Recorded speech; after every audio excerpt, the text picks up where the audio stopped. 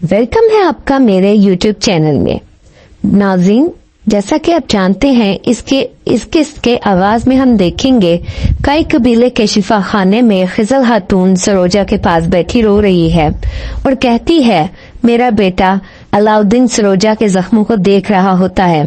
खिजल खातून दुआ मांगते हुए कहती है ऐ मेरे अल्लाह, मेरी जिंदगी ले ले और मेरे बेटे को दे दे, इसे खुशी से कबूल करूंगी। अलाउद्दीन सरोजा की आंखों में देख रहा होता है। बयान सरदार खिजल खातून से कहते हैं कि बुरा मत सोचो खातून, इंशाल्लाह हमारा बेटा बिल्कुल ठीक हो जाएगा।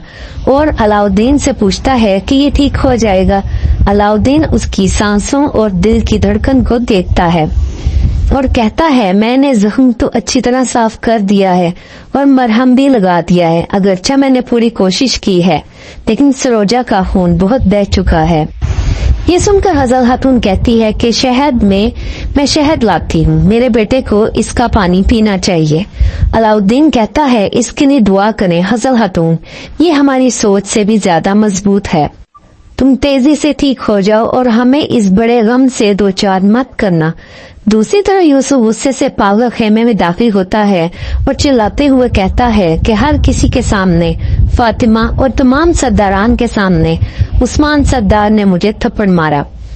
बेगम खातून भी खेमे में दाखिल होती है और कहती है पुरसुकून हो जाओ यूसुफ, वो सरदार हैं। यूसुफ गुस्से से कहता है पुरसुकून कैसे हो जाऊं, मैं सबके सामने रुसवा हुआ हूँ। बेगम खातून कहती है तुम ये क्यों कर रहे हो भाई, वो हमारे हाकिम हैं। और फिर यूसुफ से कहती है भाई तुम्हें इस थप्पड़ से नाराज नहीं होना चाहिए कि तुम्हारे सरदार हैं, तुम्हें मारने से सिर्फ सबक सिखाना चाहते थे, तुमने गलती की है और नाफरमानी की है। किसी के एक थप्पड़ मारने से बेइज्जती नहीं होती।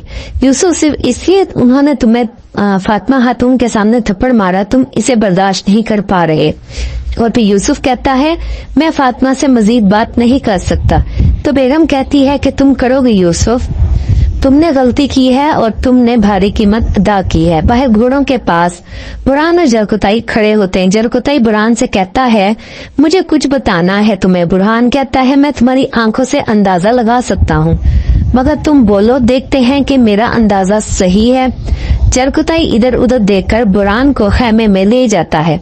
जरकुताई कहता है कि अभी तक हमने कुछ नहीं किया, हमने हमेशा खामोशी इख्तियार की और कभी सवाल नहीं किया, लेकिन तुम देख रहे हो बेगम खातून, वो भी गलतियां करने से बाज नहीं आती, ये ठीक नहीं चल रहा। तो बुरहान कहता है भाई मैं जानता हूँ, पहले कारा दिन और फिर सोत बेगम खातून जहाँ भी जाती है वहाँ नुकसान ही पहुँचाती है। मैं जानता हूँ भाई, हजूर ने इन्हें बहुत खराब कर दिया है। मैं सोच रहा हूँ कि उस्मान सरदार को इसके बारे में कैसे बताऊं। जरकुताई कहता है कि ना सिर्फ ये बल्कि इसका भाई बाजार के काफले के लिए हमने इस पर भरोसा किया, मगर वो हिफाजत न कर सका। वैसे भाई हमें इनकी जरूरत क्यों है। और फिर कहता है इस बार वो जख्मी हुआ है, अगली बार वो मर गया तो सब खराब हो जाएगा। बुरहान कहता है वो इसका भाई हमें नुकसान पहुंचा रहे हैं, लेकिन हम इस बारे में हजूर को कैसे बता सकते हैं। तुम्हें क्या लगता है कि वो इसे नहीं देख पा रहे? तुम्हें लगता है कि हमें ये सब बताने की जरूरत है? जरकुताई कहता है हम किस लिए हैं भाई, हम हुजूर के साथ इसलिए खड़े हैं, ये सवाल नहीं है, ये हकीकत पूछ रहा हूँ। इसी दौरान आइकुत वहाँ आता है, सलाम लेता है, कहता है जरकुताई बुरहान साहब जल्द ही एक जरगा मुनक्किद होगा। तभी सब सरदार के खेमे की तरफ रवाना हो जाते हैं। वहाँ सरदार के खेमे में सब सरदारान मौजूद होते हैं।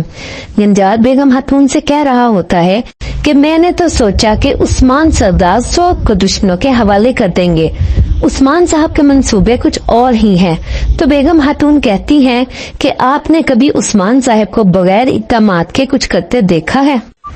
इसी दौरान बुरहान और जरकुताई भी इनके पास आ जाते हैं। बुरहान की आवाज आती है दस्तूर उस्मान साहब, और उस्मान साहब साथ वाले खेमे से सरदारी वाले खेमे में दाखिल होते हैं और सलाम करते हैं। सब सरदारान कहते हैं वालेकुम अस्सलाम। फिर उस्मान सरदार सबको बैठने का कहते हैं। फिर उस्मान साहब कहते हैं कि एक बार फिर हमने अपने दुश्मनों को अपने दस्तूर से आगाह किया है और उन्हें समझाया है कि हम अपनी जानें दे देंगे, लेकिन अपनी जमीन का एक टुकड़ा भी नहीं देंगे। और फिर बुरहान कहता है कि हम हक के लिए लड़ेंगे। वो लड़ते रहेंगे मेरे हुजूर, अल्लाह के हुक्म से हम दोनों जहानों में कामयाब होंगे। उस्मान साहब कहते हैं ठीक कहा, अलबत्ता ठीक कहा, हम अपने दुश्मनों को जानते हैं। लुकास के एक तरफ, दूसरी तरफ वेनिका नाम की खातून और 2 चेहरे रखने वाला करासी साहब अपनी तलवार के साथ दूसरी तरफ है। ये सुनकर गंजा को बहुत गुस्सा आता है और फिर बयान साहब कहते हैं अगर हम मसला जान लेते हैं फिर लुकास को मारना सबसे अहम है मेरे लिए। उस्मान साहब कहते हैं आपका इंतकाम हमारा इंतकाम है, लेकिन सबसे पहले हमें कुछ करने की जरूरत है। हमारे लिए सबसे बड़ा खतरा वो सांप है जो अपना चेहरा छुपा रही है। जबकि इस दौरान बुरहान गुस्से से बेगम खातून की तरफ देख रहा होता है और फिर उस्मान साहिब कहते हैं आप बताएंगे कि इनसे हिसाब लेने के लिए क्या करना चाहिए। इस पे बयान साहब कहते हैं मेरा मशवरा है कि हम लुकास का ताक़ुब करेंगे हुजूर, इसके अलावा वो हमेशा साथ होते हैं, जिस वक्त वो कले से निकलेंगे हम उन पर हमला कर देंगे। और फिर उस्मान साहब गंजाज साहब से कहते हैं कि आप बताएंगे हम अपने सिपाहियों को खोए बगैर किस तरह इनसे बदला ले सकते हैं। गंजाज कहता है इस रास्ते में नुकसान होगा हुजूर, एक बार जब इनके पास छुपने के लिए कोई जगह न होगी तो हम जाकर कले को दोबारा घेर सकते हैं, चलो इन सबको मार डालें मेरे हुजूर। और फिर उस्मान साहब बेगम खातून से कहते हैं बेगम खातून आपकी क्या राय है। तो बेगम कहती हैं हमें वही करना चाहिए जो उन्होंने फातिमा खातून के साथ किया और दूसरों के साथ किया, अपना भेष बदलें और उनके सब कमजोर लम्हों में इन पर हमला करें। और फिर उस्मान साहब जरकुताई से कहते हैं आप क्या कहते हैं जरकुताई, जो कि मुसलसल बेगम खातून को देख रहा होता है। उस्मान साहब फिर जरकुताई को पुकारते हुए कहते हैं जरकुताई साहब आपका क्या ख्याल है। जरकुताई कहता है हुजूर जो भी रास्ता आप मुनासिब समझेंगे मैं आपकी पैरवी करूंगा। इसी दौरान उस्मान सरदार को पता लग जाता है कि जरकुताई बेगम खातून की जानिब से देख रहा है। फिर इसके बाद हमें आखिरकार किला दिखाया जाता है। यहाँ पर लुकास रस्तियों से पूछता है कि दूसरे बाकी जो मुश्तबा अफराद का क्या हुआ, हम इस बारे में क्या जानते हैं। तो रस्तियों कहता है हेलन अभी आई है, वो बहुत मुतजस्सिस है, दूसरा घोड़ों का रखवाला है। ये सुनते ही सोफिया कहती है घोड़ों का रखवाला, वो कब आया। वो कहता है जब हमारे घोड़े बीमारी में मुब्तला थे तब वो आया, वो घोड़ों के बारे में बहुत कुछ जानता है। ये सुनकर लुकास कहता है कि इस पर नजर रखो, इससे पता नहीं चलना चाहिए। रस्तियों कहता है जो हुक्म जनाब। वहाँ से रवाना हो जाता है। सोफिया कहती है उस्मान अपनी जीत का जश्न मना रहा होगा, लेकिन मैं उसे उसकी सबसे बड़ी कमजोरी से मारूंगी। ये सुनकर लुकास हैरानगी से सोफिया की जानिब देखता है। सोफिया कहती है बाला। लुकास कहता है बाला तुम्हारे दिमाग में क्या चल रहा है। उन्होंने 100 से कबीले तक तमाम हिफाजती इक़दाम बढ़ा दिए हैं, वो अब वेरोनिका को भी जानते हैं, तुम अब बाजार भी नहीं जा सकती। सोफिया कहती है वो कल काफिले लेकर निकलेंगे, रास्ते में दिफा के लिए दुश्वार गुजरगाहें हैं। लुकास कहता है जब बाला सोत होगी तो हम उन पर चढ़ाई करेंगे और जब बाला को खबर मिलेगी तो वो वहां आएगी और हमारे जाल में फंस जाएगी। ये सुनकर लुकास कहता है वाह सोफिया वाह, तुम्हारी अकल की कोई हद नहीं, उस्मान बाला के लिए हर चीज दे देगा। मगर सोफिया कहती है इस बार कोई सौदेबाजी नहीं होगी, बस मौत होगी, पहले बाला फिर उस्मान, मैं उन दोनों की जान ले लूंगी, मैं इन्हें एक बार नहीं 1000 बार मारूंगी। लुकास कहता है सोफिया तुम्हारे दिमाग में क्या चल रहा है। सोफिया हंसते हुए कहती है मैं इसे मारने से पहले ऐसा राज बताऊंगी कि वो 1000 बार मरेगी।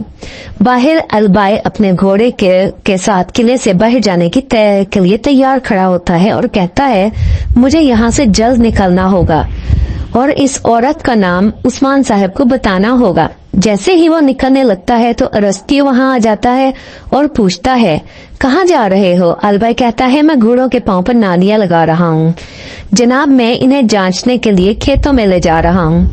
ارسطیو کہتا ہے کوئی جلدی نہیں ہے، ہو سکتا ہے کہ تو پہرے دار قلعے کے آس پاس ہوں۔